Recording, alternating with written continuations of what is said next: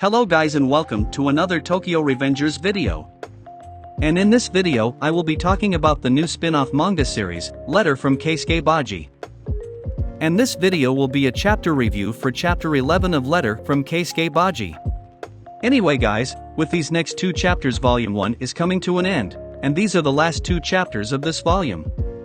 And these two chapters will be the best chapters that we have seen so far, and there will be many awesome reveals. So far, the story has started off with a more light-hearted tone, however in these last two chapters, the tone of the story will become a lot more brutal. I think that the story has done a good job of building up the mystery of the Yotsuya Kaidan gang, and this gang has been shrouded in a lot of mystery. However, in these next two chapters, we will finally get to learn the truth about this new gang, and we will also be introduced to one of the most important characters in this story. In my last video, I talked about the fact that we were introduced to Pachin's dog, and this made me think that the other founding members of Toman will appear in the later volumes of this spin-off manga.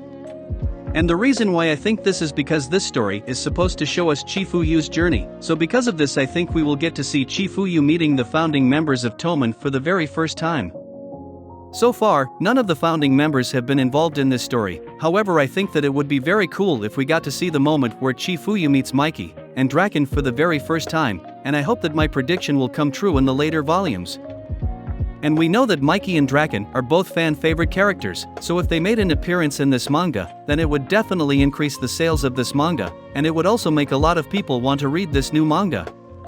Anyway guys, before I get into this video guys, please like, comment, and subscribe if you want to see more Tokyo Revengers videos.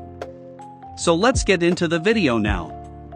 So in the last chapter, we saw that Ryusei was playing soccer with Chifuyu, and this happened while they were at school. However, after leaving school, we saw that Ryusei was suddenly confronted by three gang members, and we saw that the first division members were all being targeted.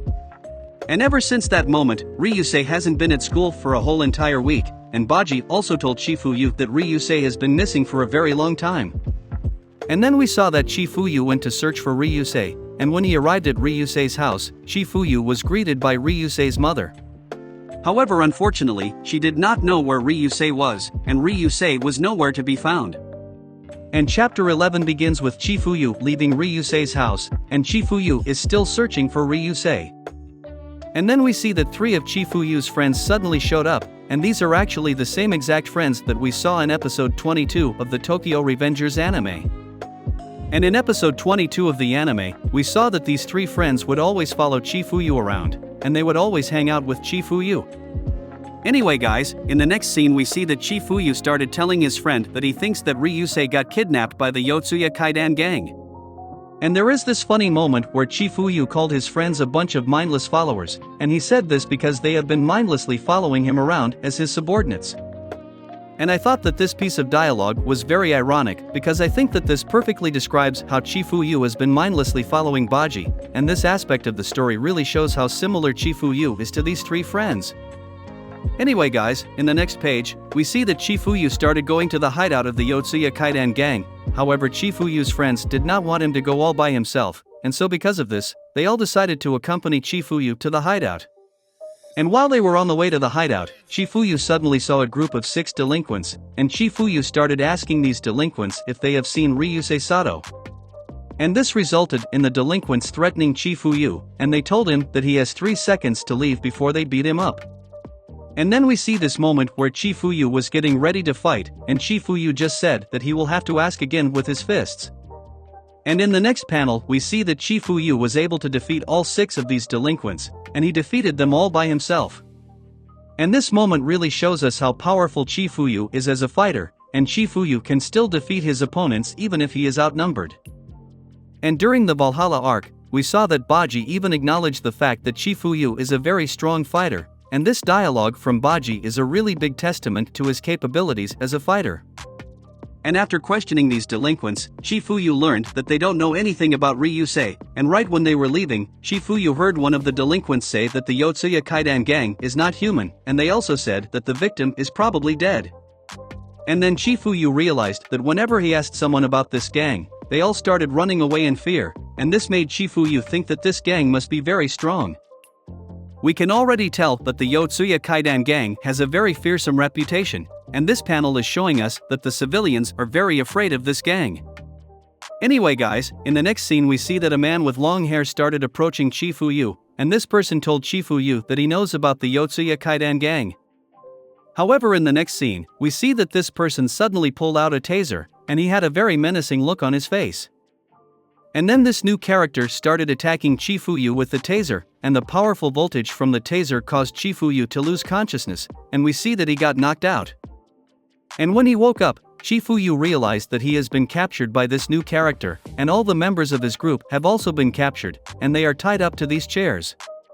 And then we suddenly saw this very brutal moment where this new character hit Chifuyu's friend in the head with a baseball, and he used a baseball bat to send the ball crashing straight into his victims' bodies.